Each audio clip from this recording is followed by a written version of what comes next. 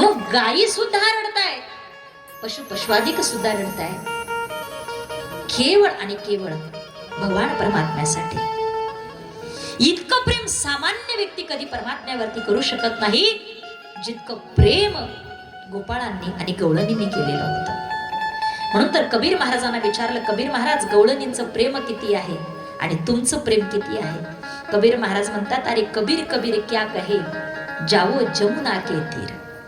कबीर कबीर क्या कहे, जाओ जमुना के तीर. एक एक गोपी के प्रेम में बह गए कोट कबीर. अरे माझ्यासारखे कबीर कोट्यावधी वाहून जातील, पण गोपिकेंसारखं प्रेम या जगामध्ये कृष्णावरती कोणी करू शकणार? कोणीही नाही. भगवान परमात्माने सुद्धा ते मान्य केलं, माझ्यावरती एवढं प्रेम गोपी का करताय, गायी करताय. गायींच्या नेत्रकमलातून अश्रू येतात, परमात्म्याला ते पाहवत नाही. आणि भगवान परमात्मा आता सांगतायत, देव बोले अक्रूरासे, वेगी हाके रथासे,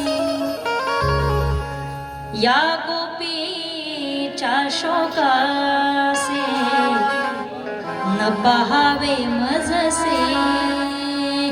देव सांगतात, या गोपींचा जो आक्रोश आहे ना, दुःख मला पाहवत नाही. म्हणून अक्रूराला सांगतात, अक्रूरा हातामध्ये घोड्यांचं कासर धर आणि चल. गोपिका अशा रथाच्या समोर आडव्या झोपल्या आणि सांगितलं, कृष्णा तुला जर जायचं असेल ना, आमच्या अंगावरून हात रथ जाऊ दे, आम्हाला पहिल्यांदा मार, आमचा प्राण हरण करून घे आणि मग तू ह्या गोकुळातून जा, कारण तुझ्याशिवाय गोकुळामध्ये राहणं शक्य नाही. गोपिकेंचं प्रेम आहे.